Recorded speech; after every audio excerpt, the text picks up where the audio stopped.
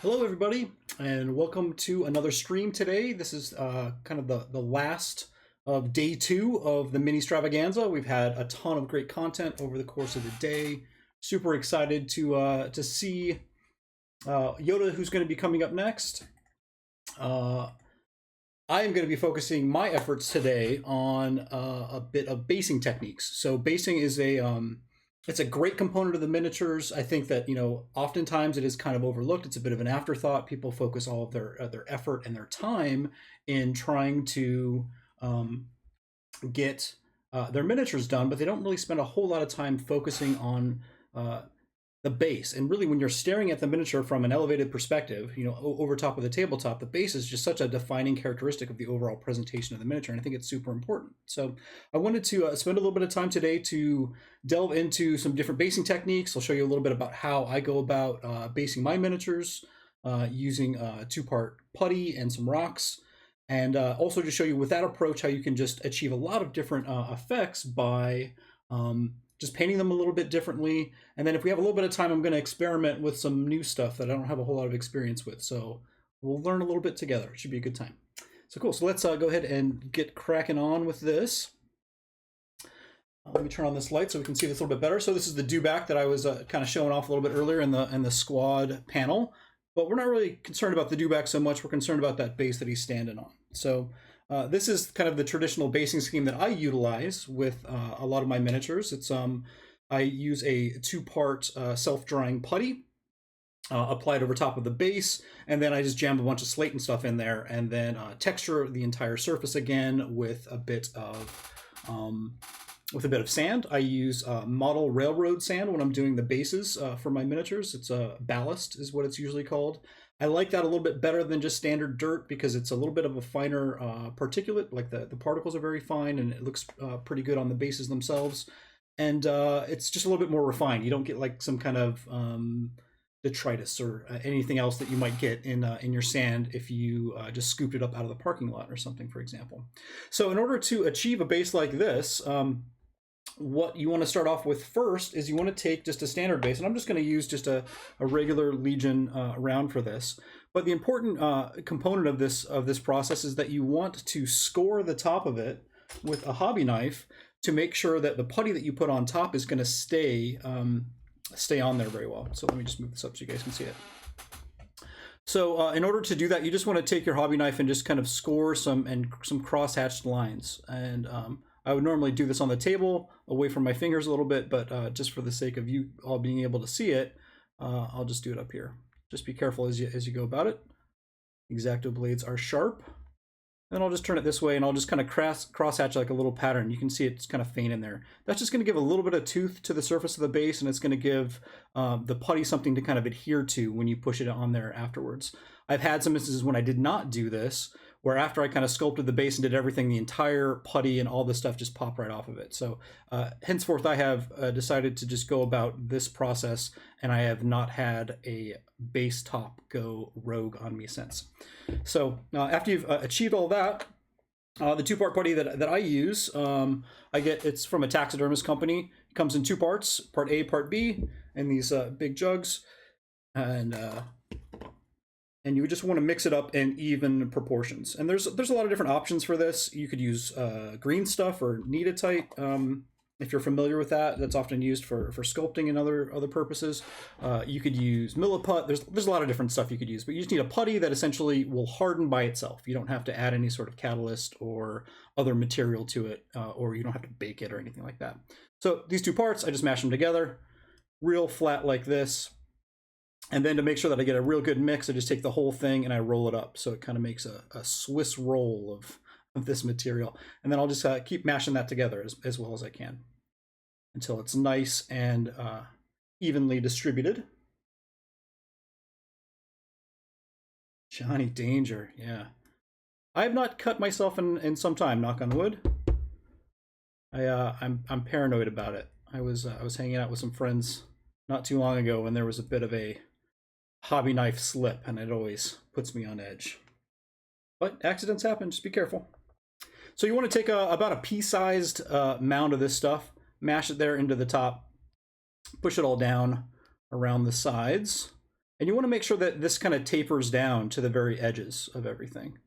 Now the next step here, before you start just jamming a bunch of stuff in here, and you could put whatever you want to into this putty, you could take little extra bits from scenery, like say you had some extra moisture evaporator parts, or if you wanted to take some street lamps, if you're doing marble bases, kind of whatever you wanted to do, and you can cram it in there. But before you do that, this is going to have a miniature that's going to stand on top of it, right? So what I like to do before is I will take, I'll just take a standard miniature, and I've got this kind of weird death trooper in white armor that I was scheming on, and you want to just kind of dip his feet in some water. So you just take a cup here, kind of dip his feet down in there, shake off the excess, and this is going to prevent his feet from actually sticking to the putty. And then at this point, you just want to kind of get him centered over the base exactly how you want him, and just lightly push his feet into the base. That is going to then give you an indication of where his feet are going to lie, and you make sure that you don't put any rocks there. I spent a lot of time in the past just making a bunch of bases, not thinking about it, and then when I went to go glue the miniatures on there, they didn't have any flat ground to stand on. So I like to do this ahead of time just to make sure that they got some space for them to stand. And then at that point, then I'm just going to grab some slate. Let me see. And that's just kind of my rock of choice, but this could be anything you want, like whatever you really want to put into your base to kind of define it. It could be like little pieces of wood if you want to kind of show like deadfall, like in a forest. But you know, essentially we're just looking at like little pieces of slate, you know, varying sizes. I typically like to do an odd number just because I think compositionally it looks a little bit better on the base. So that's usually how I like to go about it. And then at this point, you're just going to take some of these little stones, and rather than just like pushing it straight down on top, I think that usually looks a little bit better if you kind of go in at a jaunty angle.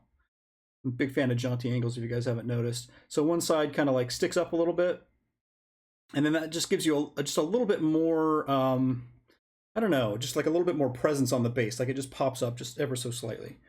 So then we're going to kind of move around, minding where the miniature's feet were. We'll jab a couple more of these things in here and kind of proceed as around. I think it looks pretty cool if you take like a few of these and kind of layer them on top of one another. That's why I like this slate, is it comes in like really thin, flat pieces like this. And rather than it just looking like a bunch of kind of chocolate chips on a base, it's usually kind of cool if you take them and you kind of layer them on top of one another. So you get that kind of like striated look of rocks underneath the surface. So we'll just kind of jam a couple of those guys down in there. And then I just want to double check to make sure, because I kind of pushed around the putty a little bit. I want to make sure that my model still has a place to sit, or stand, I'm sorry. And I'm going to mash the center part down so the feet have a little bit of a flatter area to stand on. I'll go ahead and push that down just one more time, make sure I still have the footprint there.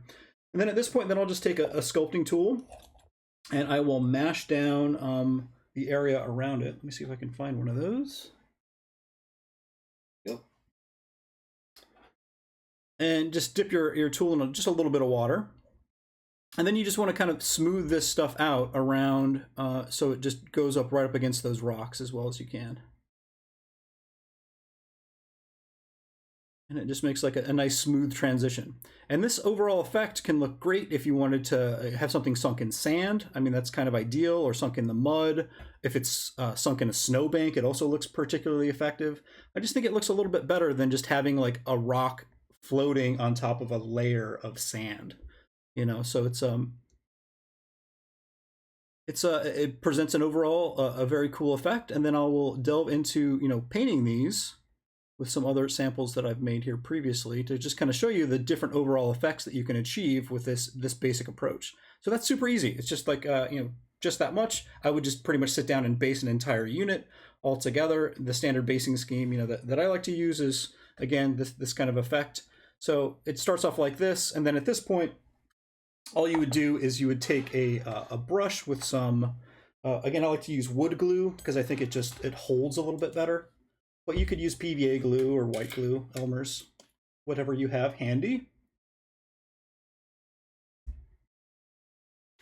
And then you will just, now normally you would wait until this is completely dry, but I'm just trying to demonstrate a thing. So I'm gonna forge ahead. Right.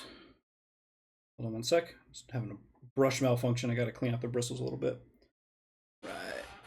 Now, the other thing you just want to make sure is just paint around where those feet are. It's the glare here is a little bit, so you can't see it very well. If I turn that down a little bit, now you can maybe see it. So you can see where those feet are. So I just want to dodge around those with this glue as well as I can. In around here, I get the entire surface, get all this stuff done. And this is also why I like to do that little foot indentation. Just it makes this whole process of painting and getting the base all complete a lot easier, because you can just do them all separate. And then you might have to keep track of what base belongs to what miniature, but it shouldn't be that hard to figure out, especially if you only do about 5 or 6 of them at a time, whatever you so choose. So we painted that down over the top. Now I just take I have like a spare bit of like a bin. You need one of these, and then you also need some of this ballast that I was talking about. So just this kind of like fine grit sand. And then I will essentially just take this. Let's see if I can get this in camera here. Take this, drop that guy in there, and then I'll just pour this stuff over top of it. Now, usually I would let that sit for a bit of time, you know, just to make sure that all of those grains of sand have kind of like solidified. But I'm just going to knock it off over the top. It's not a great coverage there, but you kind of get the overall gist. I think that I like to do it this way because I think if you go down into the sand and you push it, it kind of makes these like little ridges in your sand texture. It doesn't look very good. So that's the general approach for doing that. Now I've got some samples here that kind of illustrate the same thing. So I just made these ahead of time. I've got this kind of brown one. I've decided to poke a couple holes in this one here because I intend to, as a final step, take this little sprig of dried flowers. So I bought some of this stuff at a hobby store, wherever they have kind of floral arrangement stuff. They have a bunch of dried flowers, and they have like a ton of really cool basing materials that you can use. I would recommend using natural materials whenever you can for this, as opposed to the plastic ones, because the plastic stuff kind of looks a little fake, I suppose. And this stuff paints up really well. However, it's super fragile. So just, you know, you wouldn't necessarily want to put this on every miniature that you have, but it turns out pretty well in general. So when I was creating this base before, I just took the tip of my X-Acto knife and I just pushed a couple little holes in there that I can use to then just glue these little sprigs of foliage on top of the base. So this one we're going to do kind of like more in a woodland kind of style, using a couple different flocks. This one, I pretty much just took a bunch of rocks and kind of put them together. It's a little glossy, it's kind of hard to see, but I put a bunch of rocks very close together, but I made sure there were some little channels in between because we're going to turn that into a lava base. And then this last one we're going to show, I painted it with a lighter gray, and we'll do a bit of a snow texture and use some snow flock over top. So yeah. So we've got those three. I guess one other thing to kind of mention is sometimes with that putty, you have some excess. Like even right now, I have this much left, right? So what I often do with that excess putty is I will just mix it up and cram it together and make little stalagmites. So you can just kind of jam that onto a piece of plastic or a base or something. Use your fingers to kind of pinch it up into like a little cone, and then use your hobby knife to kind of like score it a little bit. So then you can just add all of those onto a base. Once all that paints up, it'll make a great kind of cavern floor if that is your gig. So if you're maybe doing like some Geonosis style bases, something akin to that, this kind of painted up in a Mars scheme would look pretty sweet. So anyway, that's what I do with my excess putty. Some people use it for other purposes, but I almost always mix up more than I intended, and I just have a whole little stockade of stalagmites now that I can use for a future project. It's all going to be about kind of caverny style stuff for some Marvel Crisis Protocol minis. Anywho, so let's go ahead and get started. I'm going to start off with this lava one because I think it's a little bit more unique than some of the previous versions that I've done in the past. So all basing, in my opinion, starts off with a bit of dry brushing. So we're going to do some of that. And I want to add a little bit. Oh yeah, that's a good call, Gavin. That they could make really cool melty tall candles. I'll have to think about that in the future. So because I want these lava channels to have a little bit more contrast against the rocks around them, I'm going to add just a little bit of blue into the gray here that I'm going to dry brush. And I'm going to use anthracite gray. I like that color for that purpose. It's kind of a dark, cool gray. So So we'll use that for the initial dry brush, and we'll dry brush up this stuff, and then we'll paint in a little bit of lava in the channels. We'll see how it turns out.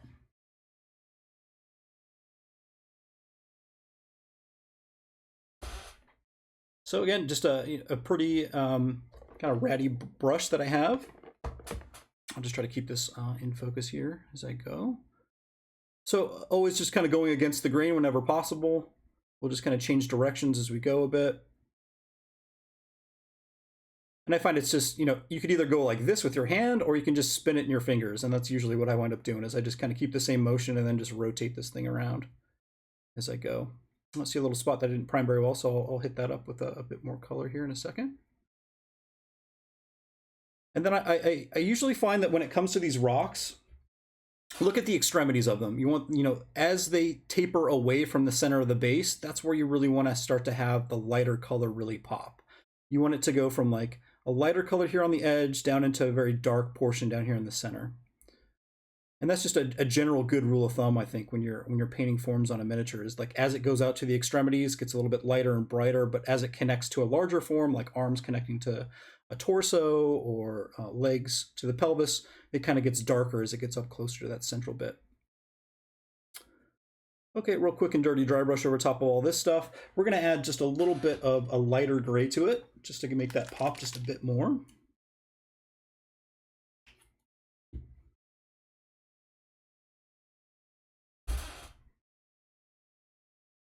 And we'll reserve that just kind of for those very, very far edges off there on the sides.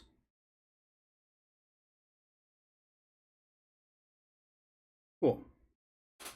Okay, so we've got this kind of general texture kind of shown here. Let's start to add a little bit of heat. So I'm going to take a just standard brush that I'm using for most things, which is a size 2.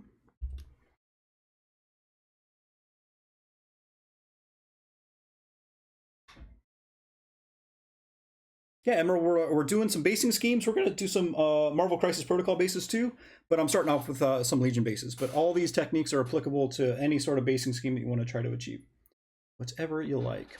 So I'm going to start off with just a standard red, just this, I'm going to go with Blood Red, and then we're going to go up to Mars Orange, and then finally we're going to do the final bit with a bit of Soul Yellow. So just standard colors, things that you might expect for the hot lava. All right, let me clean up my palette here. Apply a bit.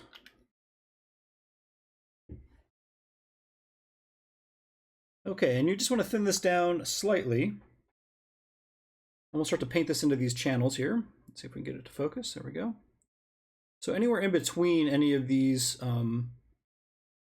rocks is really where we want to make sure that we get some of that in there. But I'm not going to go through and do the entire base, because what I want to do is I want to use a second brush, use just that kind of 2-brush method, and I'm going to feather that out. Grab a better brush than that one. Here we go. And we'll use the water to kind of feather that out a little bit as it gets out towards that edge a little bit.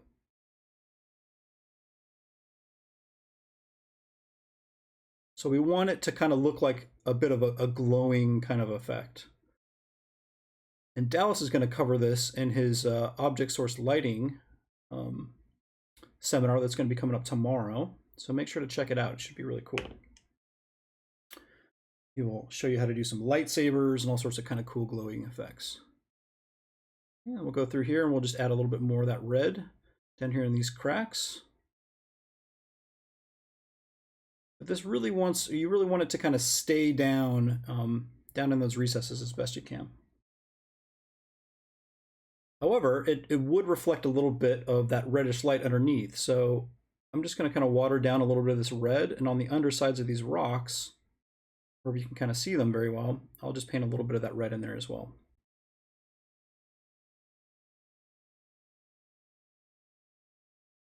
Chase all that down, another little channel through here. And a big part of the success of this approach is making sure that you have these rocks that are kind of pushed close enough together that they kind of form these like little channels. these little kind of narrow channels as you go through. And it should be pretty easy to figure out. Like after you kind of jam some rocks in there, just kind of look at it, find a rock that'll fit in the gap like a puzzle piece, and then just kind of keep moving around as you go. So while that paint is still wet, I'm going to now take a bit of Mars Orange, layer this guy up a little bit. Yeah, it could be Mustafar, it could be Sullust, it could be Honolulu, who knows? Whatever you're really going for. But while that paint is still a little bit wet, I can go ahead and just add a little bit. Now, I don't necessarily just want to make a full channel. I want some contrast here. I want it to kind of like to taper down into that full red. So as opposed to just painting another, like, you know, this orange across the entire section, I want these kind of like hot spots. And I want to kind of spread them out around the base a little bit. So I want a hot spot to be like right here where these things join and these bits come together. I want another little hot spot over here. It's just going to add a little bit more depth to the recessed areas, and it should, you know, that transition from red to orange to yellow should be a little bit more effective than just having like it kind of spread across the entire base as you go. So we got a little bit there. Now we really need to start to make it pop. So let's go with a little bit of yellow. And I might even go up with a little bit of straight white over top of it at the very end. And I'm not really waiting very long for this to dry. I'm just kind of doing it while it's still wet. So we're technically doing a little bit of wet blending here by just having these two colors kind of together. If you want, you know, a good transition in between all these colors, like doing it this way, we'll make it more gradual. And then once this dries, you can go in and add just a little bit more punch and a little bit more pop over top of the dry colors. We want a little bit of a hot spot there, and we want a little hot spot right here. Was the other one. These carry through, so you can start to see it's starting to, you know, just having this fade from this yellow to orange to red here is just making that a little bit more interesting than just having that entire thing all the way across. And magma and this lava, it's like there's usually like a little clumps of rock and stuff in there. It's not always just like a straight little channel. It doesn't flow like a river necessarily. We add a little bit more of that. Cool, so it's starting to kind of pop out, get the effect that we really want. If we really wanted to get jazzy with it, we could certainly add like a little bit of that object source lighting to some of these rocks with like light dry brushes kind of going over top. But I'm gonna let that dry for a little bit. I'm gonna move on to the next one. This kind of shows like the general approach to it. You can certainly keep adding more and more punch to it. Maybe we'll just punch it up one more time. I can't resist a good punching. So let's do a little bit of white over top. We'll just do this kind of as the final little hot spot, a little bit of extra contrast here, bumping it up a scotch. Again, we want this to be like really concentrated in those little hot spots that we had. That'll then kind of taper down into other colors.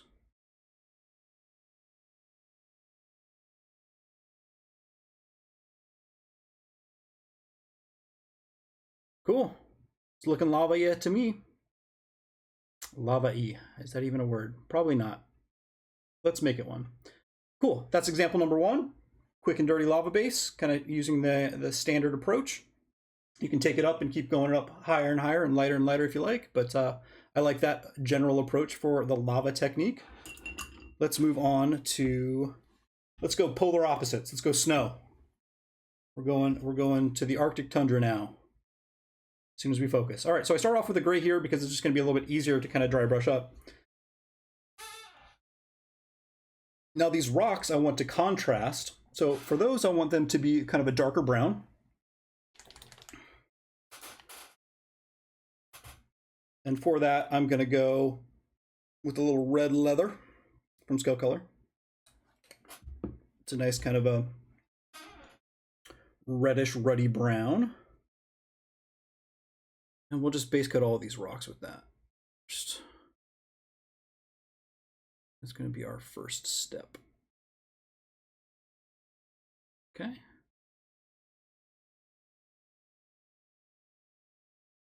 Now the gray that we have here is going to serve as the under undertone for the snow that we're going to apply. We're going to apply a little bit of snow flock over top.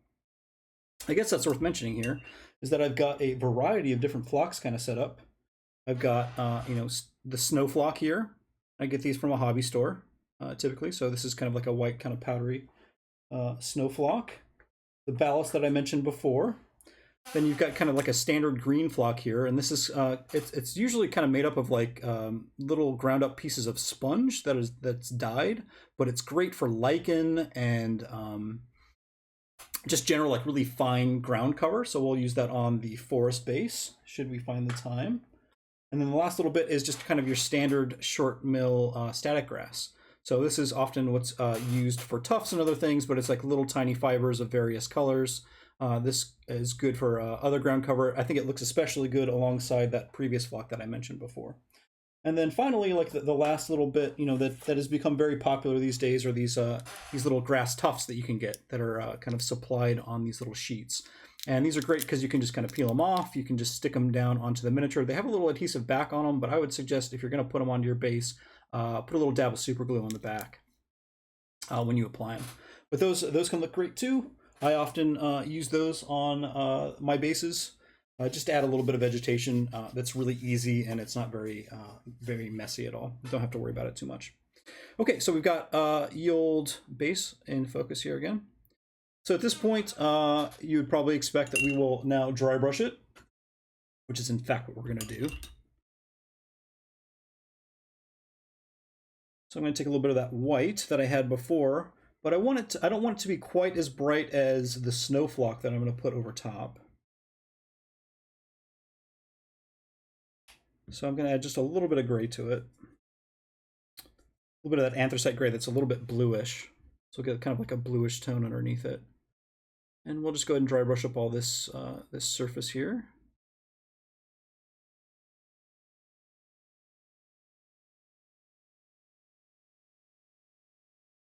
Wipe it away from any of the stones if you get any on the edges of the stones there. Picked up a little bit of that brown, but that's cool. We'll cover over that later.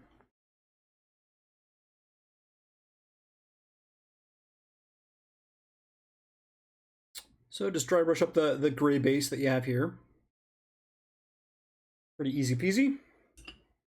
And then also before I apply the flock over top, I'm also going to dry brush up these rocks, and I'm just going to dry brush those. Let's do it with, we'll just go with like a tan over top of that brown. We'll just mix in a little bit of this tan over top of it. Kind of use whatever color you want. If you have like specific terrain you want to do or anything like that. And then also, like the other great tool that, it's pretty obvious, but you always want to try to utilize it whenever you can. It's just reference photos. Just like go online, take a look at stuff, get an idea for the colors you want to try to achieve, and then just try to sit down and replicate it with brush and other hobby materials. All right, so we'll get a little bit of this going on. Brush that up a little bit, and a little bit of white. Just hit the edges of these rocks so they just pop just a little bit more.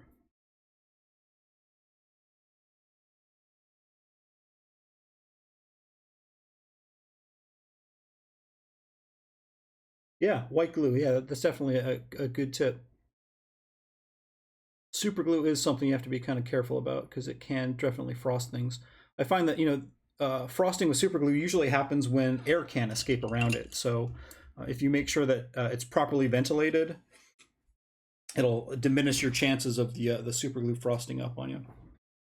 That usually works out pretty well. Okay, so now we've got this little base here kind of set up for us. Let's go ahead and apply a little bit of a flock over top of it. So snow is typically going to kind of collect down in the recesses and not be up on these raised areas very much. We want to dodge around the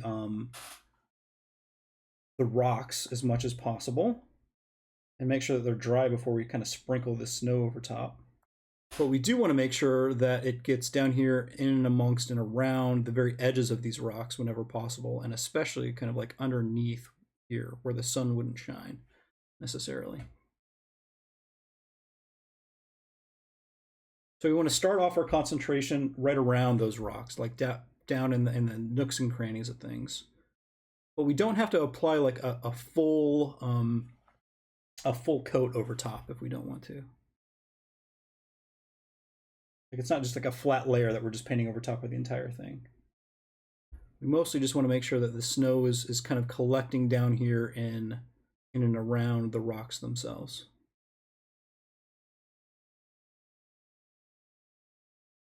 Okay, that's looking fine. And now we'll go back, we'll take our tub, we'll dump out the sand that we had in there previous. So we've got this little guy here, it's our kind of our collection tub. Drop this up on top of this thing again. Move my keyboard out of the way. So many hobby items around me, it's very busy. And now we're just gonna make it snow. So over top of this, we're just gonna sprinkle this down over top of it.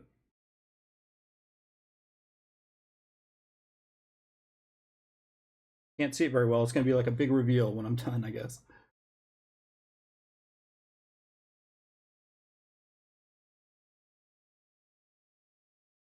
And now this, I would generally let this set just to make sure that I had, you know, a fair amount of snow over top. But in this case, once you pop that over the top, and kind of blow off the excess there, you get this cool kind of effect where it's because you had watered down that snow cover a little bit before you applied it.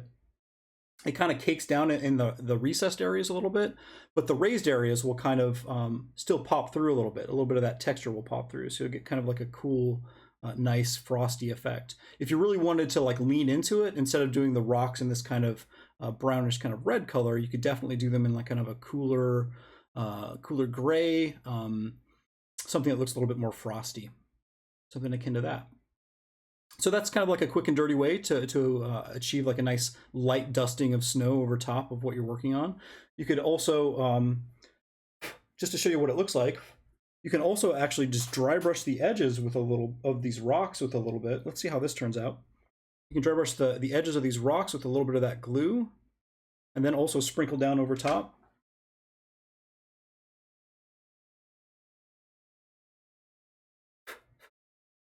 And now you can see like it just makes that little rock just a little bit more frosty and a little bit more, looks a little bit more submerged and a little bit colder.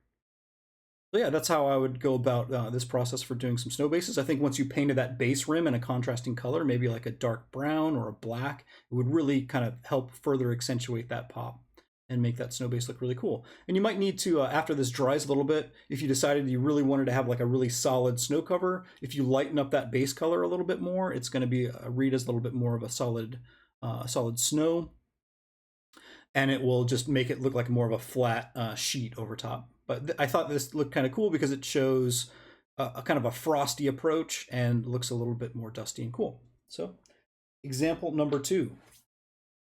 What are we doing on time? 8:33. Cool. I got about 15 minutes. I unfortunately cannot go late because a very important stream is happening after this one. If you guys did not know, Dallas Kemp and Will Schick are going to be painting the new Yoda miniature, or should I say miniatures, as you can assemble 2 variants of them out of the box. And I certainly don't want to delay that because I'm sure a lot of you are very excited to check out that mini, and it looks sweet. I am very excited to paint one myself. Okay, so we're doing forest bases now. So let's do that next.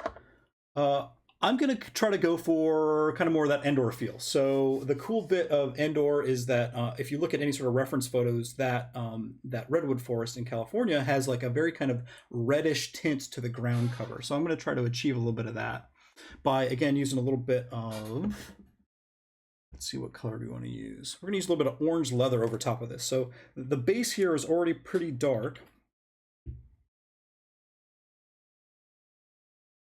But this should add just a little bit. And this could also be utilized if you wanted to do kind of a Geonosis style too, just without all the foliage and stuff we're going to add after the fact. Dry brush those bits up real light with a lighter color. Now the dry brushing phase is not the most exciting bit, but cool. It's a necessary evil. Actually, it's not evil. I like dry brushing a lot. A lot of people hate on the technique. I think it is super useful and very applicable for a wide variety of uses. Okay, so we dry brushed that up a little bit. We want to pick out those rocks in a lighter color before we start to apply flocks and things over top. I'm going to go with just kind of like a neutrally gray Actually, yeah, let's do something a little bit more greenish. Oh, that's scale 75. That's pretty much most of the paints that we're using here on the stream, just to keep some things kind of consistent in what colors we're using. And we like these paints. They have a huge range of colors. They got a lot of different inks and other things that you can use. And coverage is good. Nice matte finish. But there's a lot of different paint brands out there. You don't think that there's just like one surefire brand that is going to solve all your problems and be the best thing ever. I think that every range has got some hits and misses in it. And part of the journey is just experimenting with different colors and trying out different brands and finding the stuff that works for you and your techniques. All right, we'll hit that up with a lighter kind of grayish color there, or ochre color, I'm sorry. And then dry brush this thing one time. Too hard to get. You can definitely order them. I know a couple different places online. That's I order from a place on the East Coast,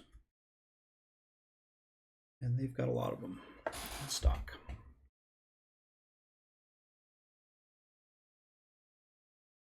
Brush that up a little bit. Okay, but what we really want to be here for is a little bit of flocking. It's the flock times. So what I like to do here is, I kind of mentioned before, we've got a couple different mixtures here. We got standard static grass. We've got this deeper, kind of darker green color. I'm going to start off with that.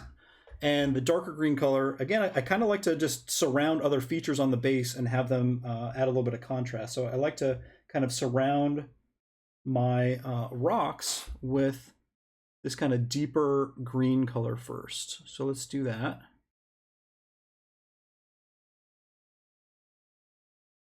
And this doesn't have to be like a perfect outline around it, but I like to just kind of keep it a little concentrated in those cracks. And remember, we pre-made a couple holes here that we intend to put a couple little sprigs of vegetation into a bit later.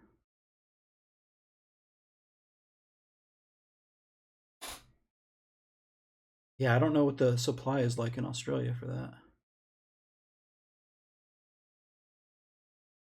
But it's, you know, again, don't feel like you have to use these paints. These are just the brand that we personally use in the studio. It's one that we like quite a bit, and it produces good results for us. So, okay. So next step, use our old dumping bin, get all that snow out of there as much as we can. And now we're gonna sprinkle on some of this stuff. I'll tilt this up a little bit. Oops, that won't work. I'll tilt this up a little bit, and we'll sprinkle this kind of deeper green over top of this. And for this stuff, I like to kind of mash it down a little bit onto the base, just a little bit in some spots. Blow off the excess. And there we've got just you know, kind of that first batch of color that's down over top of it. So now let's do some patches over top of that with a lighter, this lighter static grass. Then we'll put a twig or two on it and some tufts, and I think we'll call this one done too. But there, let's just put a little bit right here in the middle of this, just so it kind of adds a little bit of variation here. So let's just put a dab of glue right here in the middle of this. It's okay if we pick up a little bit of that flock that hasn't dried yet, no biggie. And a little bit down here too. Cool. Okay. And now we'll take some of this lighter static grass, this kind of more fibrous stuff, this stuff right here. You can see that. Here we go.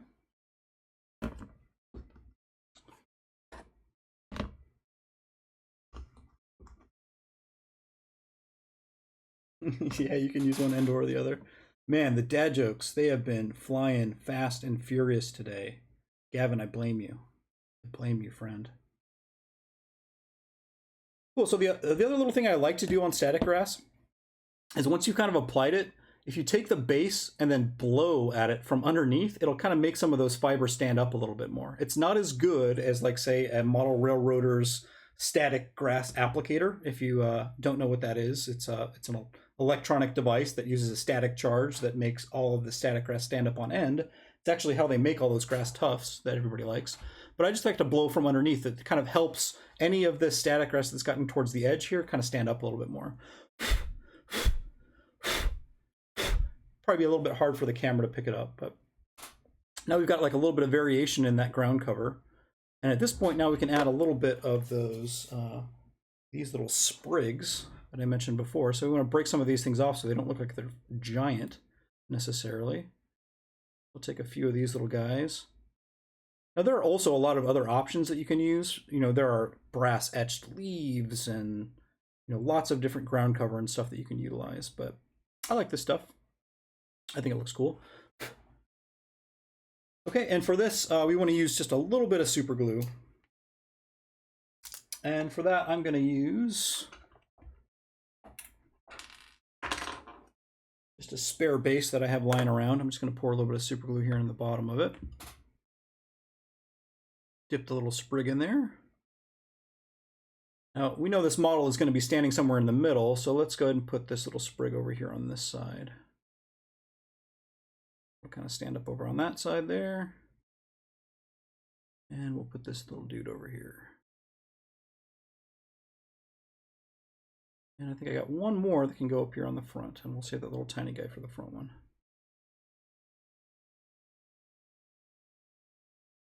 Nice. And there we have it, this cool little, very quick and easy to create foresty base. It's got a lot of cool visual appeal to it. It is a little fragile, but you know, if we're careful with the miniature, if we reserve this for our characters, it's going to look super sweet. Awesome. Okay, so now let's talk. We got how many minutes? Well, I'm going to have to save that for another stream. So I got this really cool stuff, and I'm just going to hint at it. We can talk about it later. But it's this UV resin. It's a material that you can get online, and then you use a UV flashlight over top of it, and you can apply it over top, just like you would apply, like, say, a little bit of super glue or something that goes over top. But then you shine the flashlight on top of it, and what it produces is, if you can see that, I applied a little bit over top of that ground cover. You see how glossy and cool that looks? Like just as a layer going over top. Super neat overall effect. Really, really interesting. So I tried that as an experiment, but you know what? I'm going to save that for another stream. We can talk about that at another date. But while I do have a little bit of time, I think I can also talk about, you know, so this base in particular, very easy to make. All you have to do is just kind of apply a little bit of the ground cover to one portion of it, as opposed to the entire base, and then paint the flat portion like a little bit of water, just with a little bit of ripples and waves. You can also do something very similar if you start with a darker color, and then if you apply a couple little islands here and there to suggest that the water is not very deep and it's not like a shoreline, this can make a great mud base. So with that, I only have a couple minutes left, but I'm going to see if I can get a little bit done on it.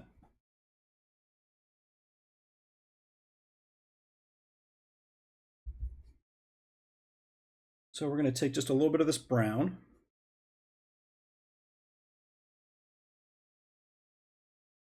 Dry brush this into like a nice kind of dirty, dank color. And I'm just going to go ahead and dry brush over top of this flat area too that I'm going to paint like water, because I know I'm just going to go over it with another layer anyway.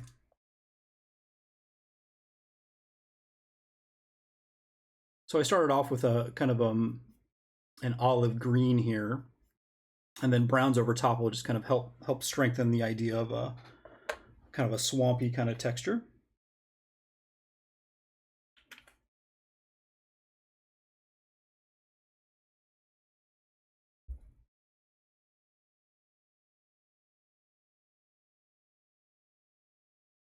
So let's just do that. Now let's paint this ground color. I don't know. Let's do something really weird.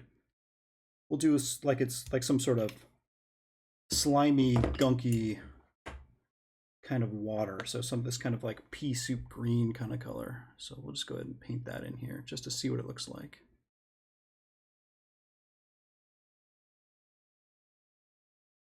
On this flat section.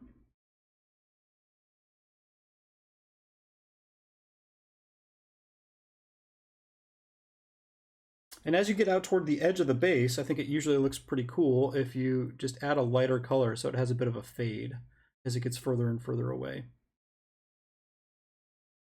All right.